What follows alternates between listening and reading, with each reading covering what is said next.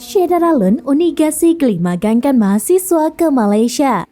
Komitmen Uniga tersebut dituangkan dalam penandatanganan perjanjian kerjasama atau MOU dengan Rismart Enterprise Penang, Malaysia di Gedung Leguna Glegapui, Kecamatan Indrajaya, PD pada Selasa 22 November 2022.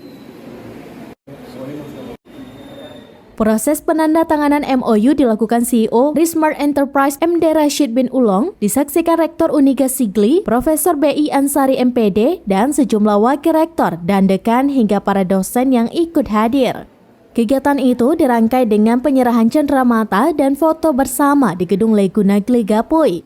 Sejumlah orang tua dan mahasiswa ikut meramaikan prosesi penandatanganan magang tersebut.